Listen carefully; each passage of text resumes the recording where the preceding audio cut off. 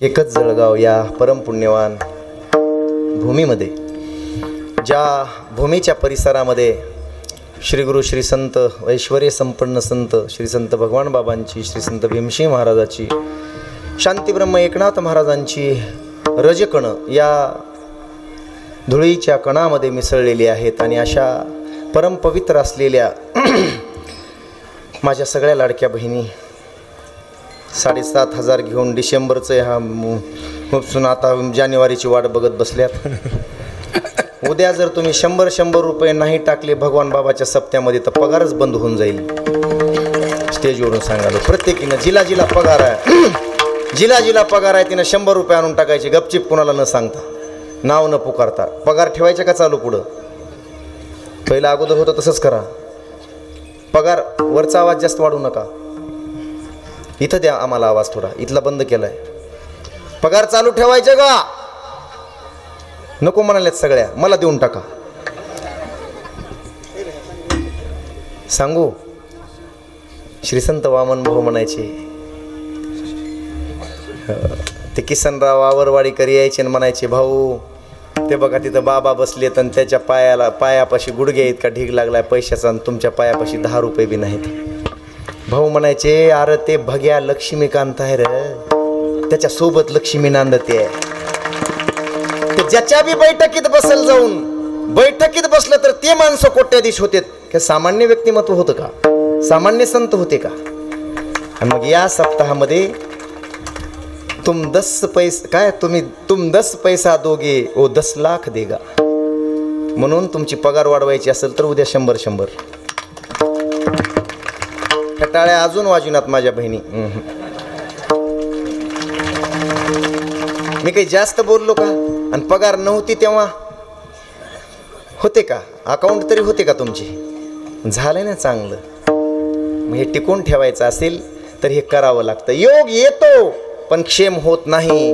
म्हणून बोललो, आज संप्राप्त सेवेसाठी निवडलेला अभंग जगद्गुरु जगद्वंदनीय वारकरी संप्रदायाच्या कलस्थानी विराजमान असणाऱ्या श्रीमंत श्री जगद्गुरु तुकोबारायांचा 4 चरणाचा दिडक्या पद्धतीचा हा अभंग असून जवळपास सगळ्यांना हा अभंग पाठ आहे. पाठ नाही असा माणूस नाही, कानपाठ तरी सगळ्यांना आहे. हो,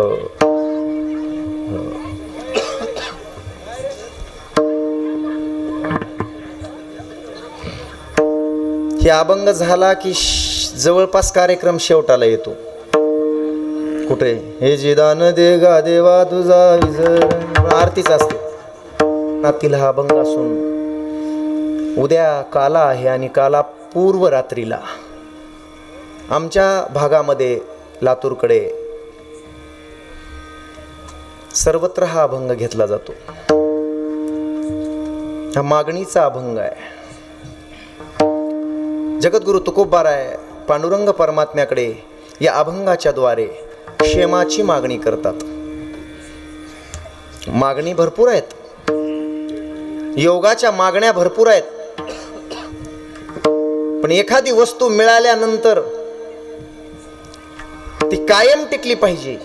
एखाद्याची आठवण झाल्यानंतर ती कायम टिकली पाहिजे. पण ती टिकत नाही, जगामध्ये टिकत नाही. जगद्गुरु तुकोबारायांना देवाकडे हीच अपेक्षा आहे. मागणाऱ्यापैकी तुकाराम महाराज नाहीत. तुकोबाराय आणि मागणी हे जुळत नाही समीकरण. मग का मागितलं? मोबाईल बंद ठेवा महाराज. मोबाईलकडे बघू नका 1.5 तास. माझी विनंती आहे आपल्याला. आपण बघू नका, लोकांनी बघू द्या. तुम्ही फार आदर्श आहात, दोघंही तुम्ही खूप आदर्श आहात, खूप आदर्श आहात. बिलकुल. पुन्हा रात्रभर बघूयात, मी सुद्धा बघू लागतो तुम्हाला. काही चाललं नाही, काहीच चाललं नाही महाराष्ट्रामध्ये. सगळा जातीवाद चाललाय. काय चाललंय दुसरं? त्याच्याशिवाय काय बघायलेत लोक? काय बघायलेत? रात्रंदिवस चॅनल. अरे माझे शेतकरी इथं उपाशी आहेत, गोरगरीब लोक उपाशी आहेत, शिक्षणाच्या बाबतीत पडझड आहे, हो संस्काराच्या बाबतीत पडझड आहे. त्याच्यावर कोणीच काही बोलना. काय लावलंय? आंधळ्याची वरात आणि बहिऱ्याच्या घरात, मुक्याचं भांडण येड्याच्या दारात. हे असलंच चाललंय. लिहून घ्या. कोणाही विचारलं तर हेच शब्द टाका त्याला. काय चाललंय सगळं? नका मायबाप हो, आपण फार पवित्र कुळातले आहोत, छत्रपती शिवरायांच्या भूमीतले आहोत, असं करून चालणार नाही आम्हाला, कोणीच करू नये. आणि ज्यासाठी माझे भगवान बाबा 57 वर्ष संघर्ष करीत होते, कधी जात पाहिली नाही, कधी पात पाहिली नाही. साधूला तर जात नसतेच बरं का, जात तर पाहिलीच नाही. कोणी कितीही त्रास दिला तरी सुद्धा कधी जात पाहिली नाही. का? ते जातीवंत होते, जातीवादी नव्हते. संत हे जातीवंत असतात. तुकोबारायची मागणी करता येताना आज हाच अभंग घ्यावा लागतो, म्हणजे मागणी पर प्रकरणातील अभंग घ्यावा लागतो. किती प्रकारच्या मागण्या आहेत? 2 प्रकारच्या. अभंगाचा सरळ भाव अगोदर आपल्या समोर ठेवतो. देवा, मी मागितलं नाही तुला, प्रत्येक एकादशीला माझ्या पुढे उभा राहतोयस, माझ्या बापदाद्यापासून मागा म्हणतोयस, मलाही तेच म्हणतोयस. देवा, फारच तुझा अट्टहास आहे. तुकोबाराय, माझ्यासाठी तरी मागा, फार ओझं झालंय हो तुमच्या भक्तीचं, कुठंतरी थोडं ऋणातून मुक्त होऊ द्या. तुकोबाराय म्हणतात, मग द्यायचंच असेल तर माझ्यासाठी नको. ही मागणी तुकोबारायांनी स्वतःसाठी मागितली नाही. संत आणि मागणी हे प्रकरण जुळत नाही. पण संत मागतात फक्त जगाच्या कल्याणासाठी. का जगाच्या कल्याणासाठी मागावं? कारण जगातल्या लोकांना उद्या देव भेटलाच, भेटणार नाही, समजा एखाद्याला भेटलाच आणि समोर आलाच, तर लोकांना 5 गोष्टी कळत नाहीत, त्या या अभंगातून कळवून दिल्यात. कोणत्या 5 गोष्टी कळत नाहीत? इथं बसलेल्या प्रत्येकाला या 5 गोष्टी अजून कळल्या नाहीत. काय मागावं, कुणी मागावं, कोणाला मागावं, कधी मागावं आणि कसं मागावं.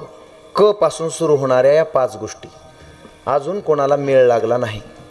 काय मागावं कळत नाही, कोणी मागावं कळत नाही, कोणाला मागावं कळत नाही, कसं मागावं कळत नाही, कधी मागावं कळत नाही. म्हणून तुकोबाराय या जगासाठी कोणाला मागायचं, काय मागायचं, कधी मागायचं, कसं मागायचं आणि कोणी मागायचं, कोणाला मागायचं, हे या 5 गोष्टी तुम्हाला मला कळवून देतात. नेमकं मागावं काय. देवा, द्यायचंच असेल तर तुझा विसर पडू नये एवढंच दे. देवाचा विसर पडतो, चांगल्या माणसांचा विसर पडतो, मग तेच दे. तुझी आठवण रात्रंदिवस असावी, कारण मी नवस करून आलो होतो. आठवीन पाय हा माझा नवस, रात्रीही दिवस पांडुरंगा. म्हणून मला तुझी आठवण राहिली पाहिजे. मला पुन्हा 84चे भोग भोगायची अपेक्षा नाही. लक्ष द्या. तुकोबाराय, मग मी तुम्हाला माझा विसर पडू दिला नाही तर तुम्ही काय कराल? तुकोबाराय म्हणले, गुण गाई नावडी हेची माझी सर्व जोडी. हेच माझं कर्म असेल, हेच माझं कष्ट असेल, हेच माझा नित्यक्रम असेल. तुझे गुण, तुझ्या गुणांचं वर्णन करणे रात्रंदिवस. ऐका येश श्री अवदार्य, ज्ञान वैराग्य ऐश्वर हे 6ही गुणवर्य वस्ती जेत, म्हणून तो भगवंतू या गुणाचं वर्णन रात्रंदिवस मी करीन. ठीक आहे देवा. तुकोबाराय म्हटलं होतं 400 एकर तुमची गेली, घर गेलं, हो, गोरगरिबांना अन्नदान करण्यासाठी वाडा गेला, सगळं गेलं, सगळी संपत्ती गेली, काय राहिले तुमच्याकडं? वाटलं होतं धन द्यावं, एखाद्या पदावर बसवावं. तुकोबाराय म्हणले, न लगे. ज्याच्याने तुझा वियोग होईल, ज्याच्याने तुझा विसर पडेल असं काही देऊ नको. न लगे मुक्ती आणि संपदा किंवा धनसंपदा. मग काय द्यायचं? संत संग दे सदा, सदा संतांची संगती दे. तुकाराम महाराज, मग सदा संतांची संगती द्यायची असेल तर सदा तुम्हाला जन्माला यावं लागेल. तुकोबाराय म्हणले, मान्य. लक्ष द्या, मान्य. पण तुकोबाराय, गर्भवासाचं दुःख फार मोठं असते. पुन्हा पुन्हा जन्माला येऊ नये म्हणून तर ऋषीमुनी निघून हिमालयात गेले आणि मुक्त झाले. तुकोबाराय म्हणले, मुनी मुक्त झाले भेने गर्भवासा, आम्हा विष्णुदासा सुलभतो. आम्हाला त्याची चिंता नाही, पण गर्भवासाच्या यातना. तुकोबाराय म्हणले, देवा सांगू का, जर श्री संत भगवान बाबांसारख्या संतांची संगती मिळत असेल सत्तेची आणि धनाची लालसा मला होणार नसेल, तुझी आठवण सतत राहणार असेल तर कितीही वेळा जन्माला यायला मी तयार आहे. नीट आहे का बरं? तुका म्हणे गर्भवासी सुखे घालावे आम्हासी, सुखान गर्भवासाला घाल. बरं जाऊ द्या, हे नाही कळलं तर एवढं लक्षात ठेवा. आता एवढा समाज उद्या तर काय इथं जागाच पुरणार नाही. काय नियोजन आहे महाराज, काय आयोजन आहे. इथल्या त्या समितीला कमिटीला मी इतकं वाकून नमस्कार.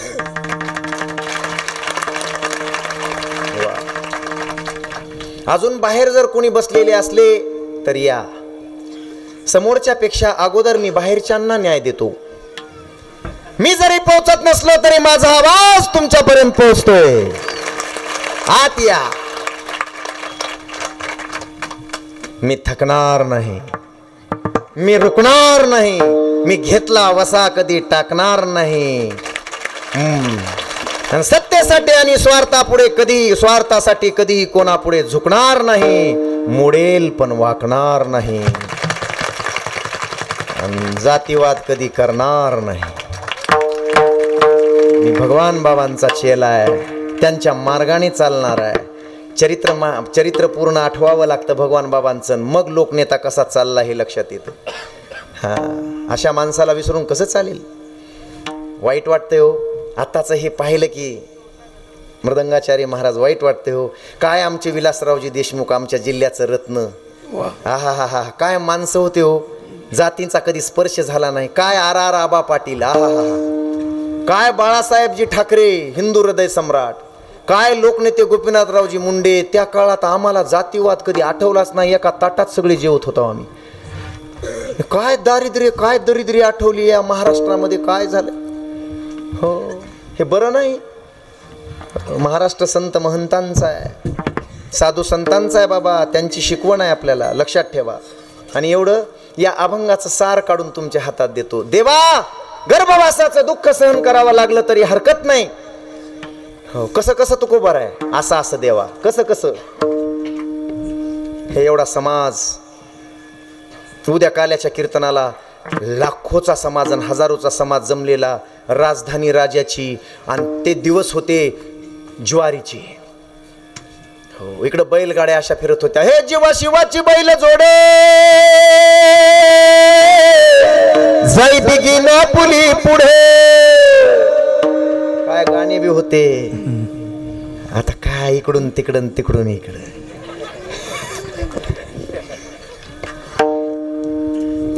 संपले ते दिवस, गेले ते दिवस, राहिल्या त्या आठवणी. फार आठवण येते हो त्या दिवसांची.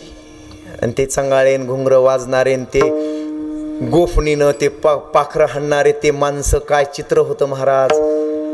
आणि ते राजाचा मुलगा वर, राजा सकाळी सकाळी घेऊन त्या मुलाला वर गेलाय 3ऱ्या मजल्यावर. तिथून पाहतोय तो मुलगा. आणि तो काळ होता. आणि छोटे छोटे लेकरं, आम्ही गोफणी खेळत होतो तेव्हा. गोफन गुंडा खेळायचो. वडिलांकडे हट्ट करायचो, गोफन गुंडा द्या. तुम्हाला माहित आहे का गोफन गुंडा? तुम्ही सगळे गुंडा. आता कुठं धुंडा गोपन गुंडा. गोपन गुंडा माहित नाही. माझ्या लेकींनो, छोट्या छोट्या. नवनीत म्हणजे काय ग? नवनीत. हाव, माझी भाषा कळलाले का? लातूरकडचा हाव. कळलाले का मी काय बोलला लावते? कळलाले का बोलला लाव की का नाही की का कळलाले की का नाही की काय करूला लाव. असं का करूला लाव, जरा बोला. माझी भाषा आमच्या जिल्ह्याची. ते गोफन गुंडे खेळणारे लेकरं. आता बघा बरं कसे. कोणी म्हणायची गरज पडली का स्थिर व्हा. हेला जे इंजेक्शन लागते ते दिलं की बरोबर गप बसते. राजाच्या पोरानं हट्ट धरला. पप्पा, ते पप्पा म्हणत नव्हतं, पप्पा मलाही तसा गोफन गुंडा घेऊन द्या. प्रधानजी. जी महाराज, जी महाराज. आत्ताच्या आत्ता सोनाराकडे जा. सोनाराकडे जिथं असेल तिथं. आणि आत्ताच्या आता 50 तोळ्याची गोफन करून आणा. तिला दोर सोन्याची लावा. ती गोफन तबकडी सोन्याची करा. आणि त्याच्यात 10-10 ग्रॅम सोन्याची. 1 ग्रॅमची किंमत काय माय आता? 1 ग्रॅमची किंमत 8,000 80,000 8,000. बरोबर होतं तुमचं. मी ग्रॅमची विचारली होती. ग्रॅम आणि तोळा कळतंय का? 1 तोळ्याची किंमत 80,000. इकडं माझ्या या तरुणांना विचारतो, किती मोठे तरुण बसलेत रे. कमाल वाटली मला या गावाची. बाबा टाळ्या वाजवा एकदा. कीर्तनात बसली ती. नाही तर आजचे तरुण सकाळी जातेत घरून, गाडी पळवितेत भरभरून. हो, 5 सोडून आले तर आले फिरून, नाही तर तिकडच गेले. असलं का माहिती? त्यांच्या गाड्याची स्पीड तुमच्या पाया पडतो रे. तुमच्या पाया पडतो रे. या गाडीवरून गाड्याची स्पीड कमी करा. हो, गाड्याची स्पीड कमी करा. मायबाप घरी वाट बघायलेत, कोणी एकुलते एक आहेत. अरे अरे अरे अरे काय स्पीड. अहो जेवढं तिला ते एक्सलेटर तेवढं पिळतंय ते पहिल्याच गिअरमध्ये. लगेच कुणावर शान मारायला म्हणूनच बायका हे त्या पोरी म्हणाल्यात हे फडतूस आहेत, हे जाग्यावरच गाडी बस म्हणून बायका मिळणार. बाकी काय करणार? सायलेंट चला, शांततेत चला, मग बघा कसे पाहुणे येतील. जरूर संस्काराने चला. मायबापाचं रोज सकाळी दर्शन घ्या. नाही पाहुणे आले तर मी नाक घासीन. रोज मायबापाचं दर्शन केल्याशिवाय बाहेर पडू नका. आल्यानंतर मायबापाला विचारा आज हे केलं आणि उद्या काय करायचे, मग बघा. बाबांचा मंत्र होता तो, असू द्या. आणि ते गोफणगुंडा करून आणला तयार. महाराज गोफणगुंडा द्या माझ्या युवराजाकडे. युवराजाकडे गोफणगुंडा दिला. त्यांनी तो 1 गुंडा 10 तोळ्याचा. दिदी म्हणजे 10 तोळ्याचा 1 दगड सोन्याचा केवढ्याचा झाला? 10 तोळ्याचा 8 लाखाचा 1 दगड. किती लाखाचा? असे 50, 60, 100 दगड करून. तर राजा आहे तो, राजा आहे. असे 100 दगड करून आणले, एवढी पिशवीच भरून. आणि ती गोफण दिली त्या राजाच्या पोरांना अशी फिरवायला सुरुवात. ती गुंडामध्ये टाकायचा आणि गोफण फिरवायची. हे असा सप्ताह, हे आदरणीय प्रातस्मरणीय शास्त्रीजींचं कीर्तन, आणि हे असे लोक जमलेले शास्त्रीजींची वाट पाहतायत. आणि तेवढ्यामध्ये तिकडून त्यानं गुंडा असा गरगर गरगर फिरवला, टपकन मारला. असा मारल्याबरोबर येऊन माझ्या डोक्यात बसला. टचकन रक्त निघायला लागलं. अरे हो, कळवळलो मी. अरे एवढ्या सप्ताहामध्ये कोण दगड फेक करते रे? कुण मारला रे? ते दगड चमकत होता, चम चम चम. उचलला, बाजूला सोनार होता. डोकं तसंच धरलं मी, रुमालानं बांधलं. रक्त निघत होतं त्या सोनारला जागी. सोनार म्हणला 8 लाखाचा आहे. नीट आहे का बरं? ती पट्टी सोडली, मी पळत तिथं गेलो. शर्ट भरेल रक्ताना म्हणून काढून ठेवलं आणि धावतच त्याच जागेवर गेलो. मारा रे, अजून एक मारा रे. कुणी मारला होता? पाया पडतो रे. 8 लाखाचा जर 1 टप्पू मिळत असेल तर मी 1000 खायला तयार आहे. मारा.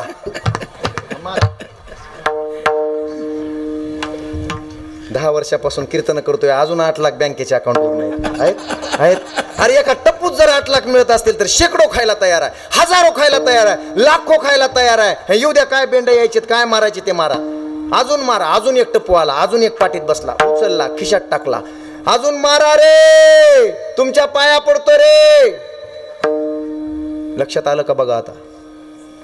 हजारो जर हे सोन्याचे दगड मारले तरीही मनुष्य नाही म्हणत नाही. सोनं सोनं सोनं सोनं करता करता माणसं मरायला लागलीत, पण सोन्याला कधी नाही म्हणत नाहीत. आणि जर मग नाथबाबा बोलतात, गोफणगुंडा सन्मुख लागता अवश्य उठे दुःख, परितो स्वर्णाचा झालिया देख. दुःख लपोनी सुख अनिवार वाढी. लागला तरी रक्त निघालं तरी सुख वाढत राहतंय, कितीही दुःख झालं तरीही. म्हणून देवा, जर तुझा विसर होणार नसेल, संतांची संगती मिळणार असेल जर सत्ता संपदेची लालसा होणार नसेल आणि या मुखानं मी तुझेच गुण गाणार असेल, जर एवढं करून दिलंस तर कितीही वेळा गर्भवासाचं दुःख सहन करायला मी तयार आहे. विठाला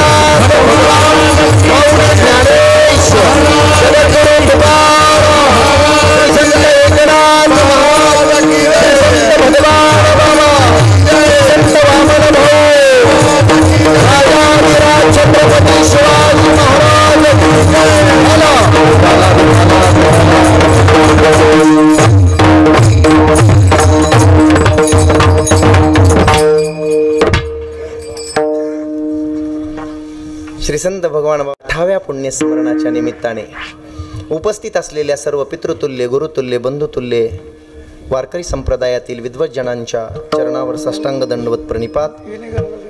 आता थोडासा परिहार देतो, थोडासा 1 मिनिटाचा. जवळपास तारीख घेतल्यापासून 100 ते 125 फोन आले असतील. एवढं प्रेम करणारे माणसं या परिसरात मला दुसरे नाही मिळाले, जितकं इथून प्रेम केलं गेलं. त्याच्यामध्ये आता एवढी विचारपूस करून, हो 2-2 मिनिटाला विचारपूस करून आणि माझी काळजी ज्यांनी घेतली, खूप दुरून आलो आहे आजच्या कीर्तनासाठी. हो, आमचे आदरणीय सरपंच श्री गणेशरावजी जायभाये, आदरणीय उपसरपंच श्री प्रभाकर दादा दराडे, त्यानंतर आदरणीय आमचे श्री रामदास भाऊ दराडे, मला वाटते मुलगा IAS झाला का त्यांचा, बरोबर? हो, पुतण्या. बरं. वा, छान छान, टाळ्या वाजवा एकदा त्यांच्यासाठी. आदरणीय हरिभक्त परायण आमचे महाराजांचं नाव काय? पालवे महाराज. मला त्यांनीही 2-3 वेळा कॉल केला आहे. पालवे महाराज असतील आमचे आदरणीय हो त्यांचं नाव आहे बडे महाराज. खूप वेळा कॉल. तसं तर ते म्हणाले होते की बाबा 2 वाजताच या, तुमच्याकडून आम्हाला बाबांचं चरित्र ऐकायचे, भगवान बाबांचं, ज्याच्यासाठी मी 5 वर्ष सतत त्या गोष्टीमध्ये आहे. त्यामुळे ते ऐकायचं अशी फार इच्छा होती, पण येऊ शकलो नाही, खूप दूर होतो. आणि तिथल्या काल्याचं कीर्तन 10चं कीर्तन 12ला सुरू झालं, तिथंच वेळ गेला, त्यामुळे येऊ शकलो नाही. आमचे सदाशिव महाराज बडे, त्यानंतर मला ज्यांनी इथपर्यंत रस्ता दाखवला आदरणीय आमचे गणेशरावजी थोरवे, खूप छान माणसं भेटली. आमचे तात्या, आमचे आप्पा आणि या गावातील सर्व युवा मंडळ, युवक मंडळ आणि सर्व जय भगवान बाबा तरुण मित्रमंडळ तुम्हा सर्वांच्या चरणावर साष्टांग दंडवत प्रणिपात. हो, मी आल्यापासून 1000 फोटो काढले आणि ते तेवढ्यावर थांबले नाहीत. इथं आल्यास म्हणले कीर्तन झाल्यास खाली उतरू नका बघा, वरे अजून फोटो काढायचे आम्हाला. हे सगळे तरुण, इतकं प्रेम वारकरी संप्रदायावर या गावातून आहे. त्यासाठी पुन्हा पुन्हा मी नतमस्तक होतो. मागूच नाही, मागणे शोभत नाही, मागणाऱ्याचं तोंड पाहू नये. लक्ष द्या. कितीही वेळा, लक्ष द्या पोरांनो, तुमच्यासाठी कीर्तन आहे. कितीही वेळा पडा, कितीही वेळा हरा, पडणे म्हणजे हारणे नाही. पडणे म्हणजे हारणे नाही, लक्षात ठेवा. आणि हारणे म्हणजे शेवट नाही. तूफान में ताश का घर नहीं बनता, रोने से बिगड़ा मुकद्दर नहीं बनता, एक हार से कोई फकीर या एक जीत से कोई सिकंदर नहीं बनता. नहीं बनता. डोंगराला टक्कर देण्याची ताकद ठेवा, जरूर जिंकाल, नक्की जिंकाल. कसल्या बी डोंगराला आणि कसल्या बी अडचणीला टक्कर देण्याची ताकद आपल्यात असली पाहिजे.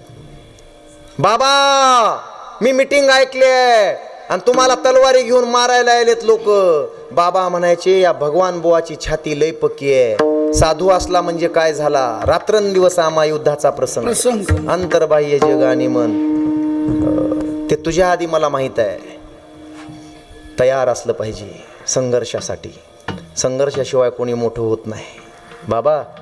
आणि असे श्री संत भगवान बाबांसारखे, वामन भाऊसारखे, नाथ महाराजांसारखे संत जेव्हा या जगतामध्ये येतात, या भागामध्ये येतात, सांगू वसंत येतो. वसंत ज्या ज्या वेळी येतो, वर्षातून एकदा वसंत आला, हो, सगळी प्रकृती सुधरून जातो. वसंत येतो तेव्हा प्रकृती सुधरते, आणि संत जेव्हा जेव्हा येतात तेव्हा संस्कृती सुधरते. म्हणून संतांचं येणं. आणि त्या संतांनी मागणीचा सिद्धांत तुम्हाला मला सांगावा. का बेजार करू लाव. मागूच नाही, स्वतःच्या कष्टाने कमवा. मागूच नाही, संघर्षातून मिळालं पाहिजे. तो पोरगा खास बोलला बघा, तो काय त्याचं नाव, खाडे. खाडे नावाचा पोरगा, त्याची मुलाखत पाहिली मी.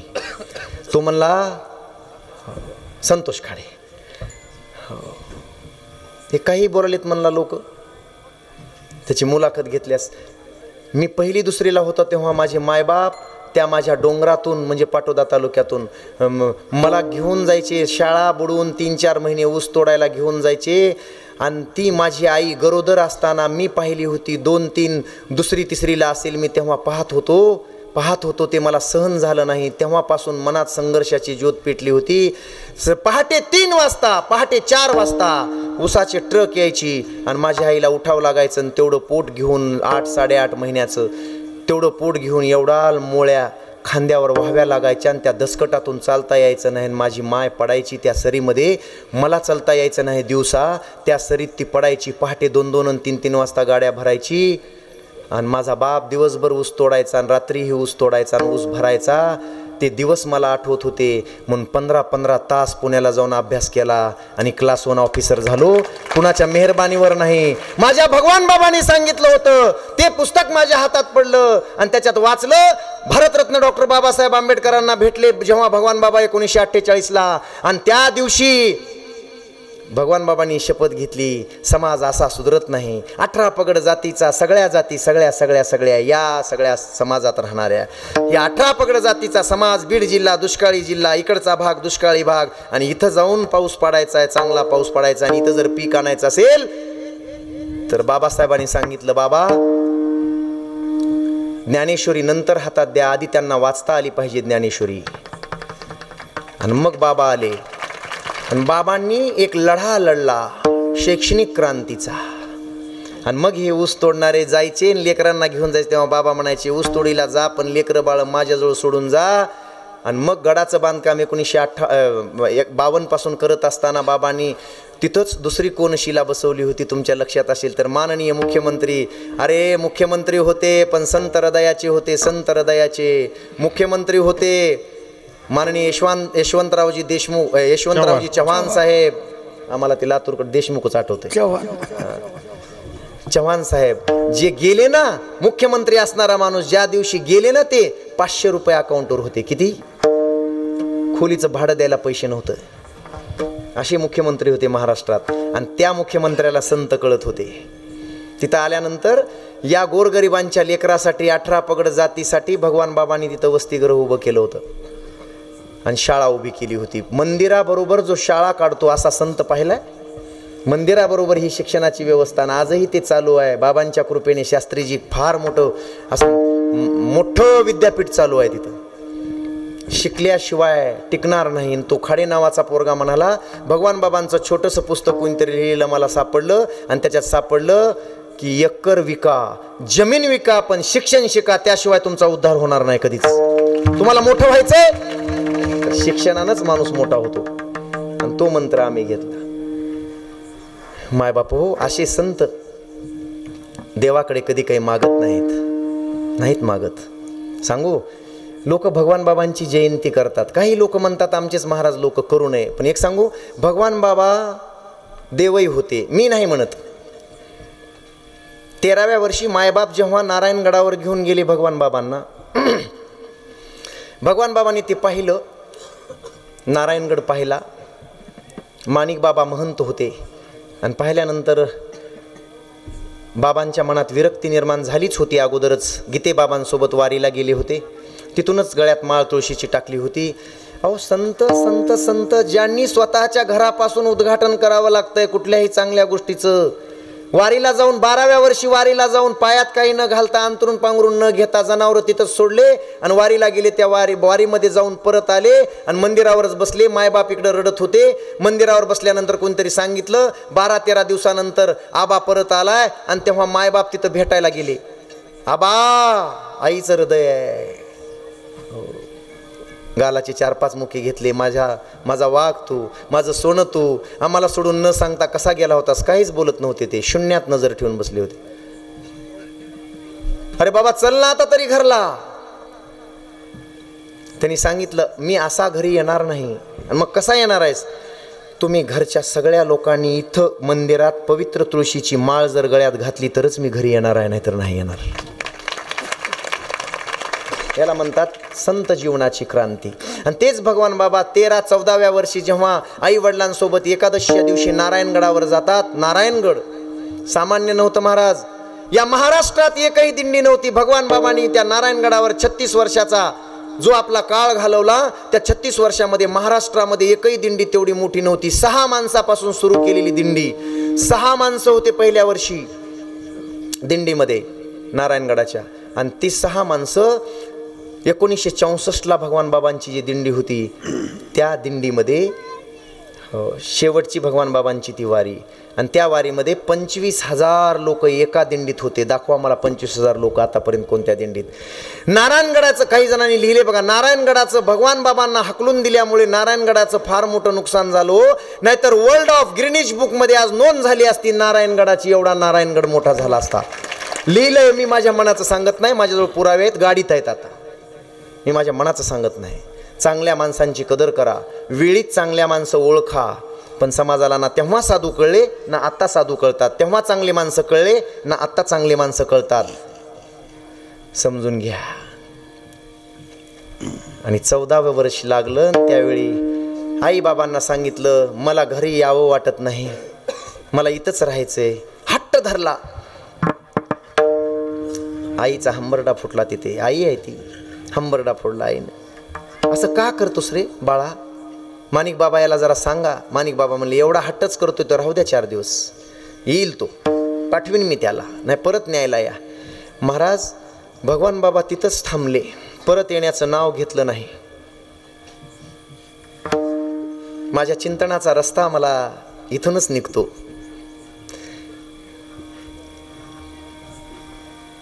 मी एक प्रामाणिकपणे असा बुवा आहे महाराज. तुम्ही मला एका वटवृक्षावर कीर्तन करायला जर पत्रिका छापली तर मी त्याच्यावरच 2 तास बोलणार. तुम्ही मला भगवान बाबांच्या सप्ताहासाठी बोलवले, मी आज भगवान बाबाच सांगणार. उद्या तुम्ही 2 मृदंगाचार्याविषयी बोलायला सांगा, मी त्यांच्या घरी जाऊन त्यांची माहिती घेऊन त्याच्यावरच बोलणार. आतापर्यंतचे प्रत्येक कीर्तन तुम्ही कधीही बघा, ज्याच्यासाठी आहे त्यावरच बोलणार. तुमची दुसरी अपेक्षा या कीर्तनात पूर्ण होणार नाही. म्हणून डोक्यातला कचरा काही लोकांनी काढून टाकावा. कचरा नाही जमणार. आज ज्याचा कार्यक्रम आहे तोच होणार. आणि मग विजयादशमीचा दिवस आला.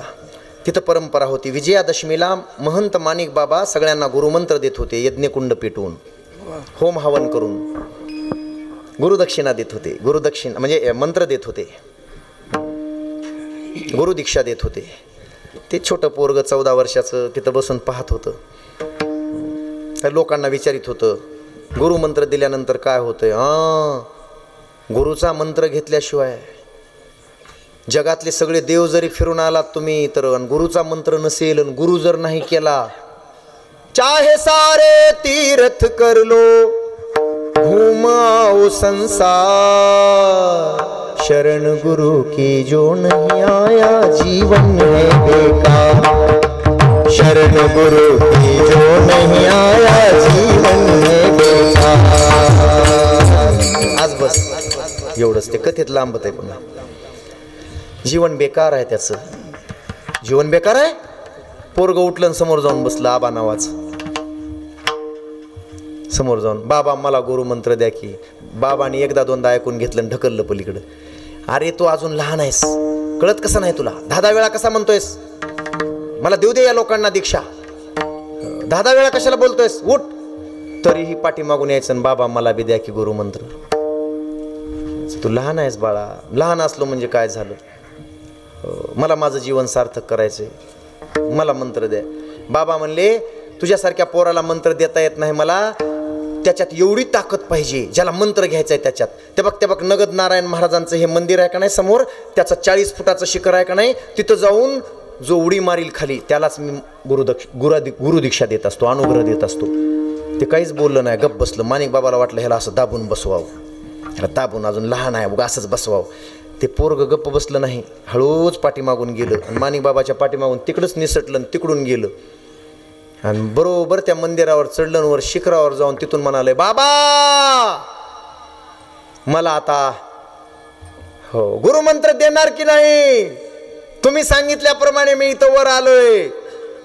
काळजाचा ठोका चुकला महाराज तेवढ्या महंताचा. ती सगळी तो कार्यक्रमच तिकडे बाजूला ढकलला आणि पळतच सुटले. अरे हे काय झालं? पळत जाईपर्यंत, बाबा तिथपर्यंत जाईपर्यंत, माणिक बाबा तिथपर्यंत जाईपर्यंत महाराज वरून उडी टाकली. जय श्रीराम. उडी 40-45 फुटावरून खाली उडी टाकली. तर उडी टाकणं ना असं पडणं, पडल्याबरोबर 1-2 अशा कोलांटोड्या घेणं आणि तिथंच पडणं.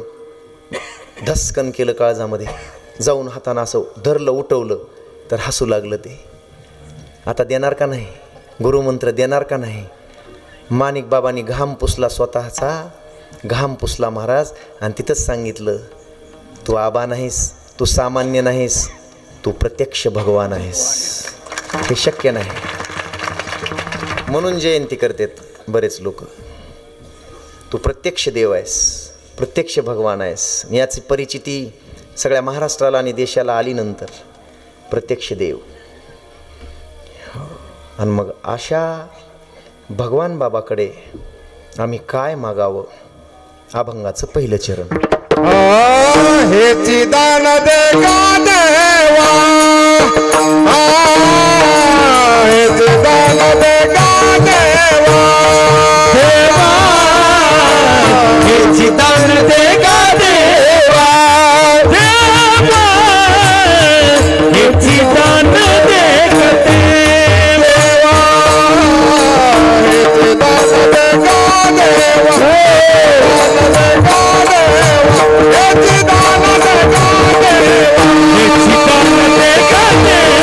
हे दान दे गा देवा, हे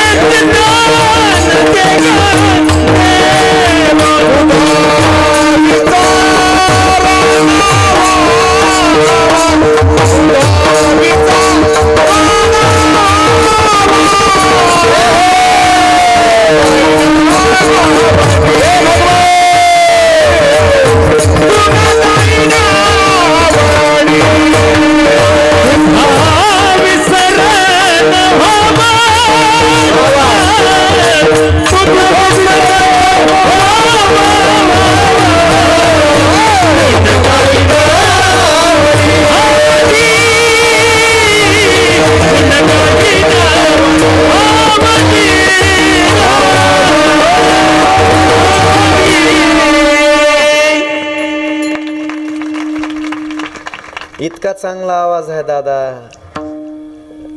मीच कपडे करतो तुम्हाला उद्या, म्हणजे वारकऱ्याचे. नाही, तुम्ही चांगले आहात, सगळं चांगलं आहे, घरूनही चांगलं आहे, सगळं चांगलं आहे, पण वारकऱ्याचे कपडे घाला की, अजून जरा सौंदर्य येते त्याला. असू द्या, उद्या शास्त्रीजींसमोर असंच उभा राहू नका. हां, जरा सजून धजून नटून थटून या, सगळे ब्युटी पार्लरमध्ये जाऊन या उद्या. सगळेच सगळेच सगळेच तुम्ही तुम्ही तुम्ही सगळे. हां, उद्या असं फ्रेश दिसलं पाहिजे, फ्रेश. काय आहे, माणूस आजारी असला तरी त्याला जर फ्रेश केलं ना महाराज, 4-2 घंटे तरी मस्त आजार विसरतो. आणि इथं आजार विसरण्यासाठीच आलायत आपण, लक्षात ठेवा. होय, भगवान बाबांकडे काय मागावं? बाबा तुमचा विसर आम्हाला होऊ नये. का होऊ नये? प्रश्न किती गोड आहे. भगवान बाबा संत देवते संत निमित्त त्या प्रतिमा देवही होते ते संतही होते ते. लक्ष द्या, का विसरू नये आम्ही भगवान बाबांना? विठाला विठाला विठाला विठाला.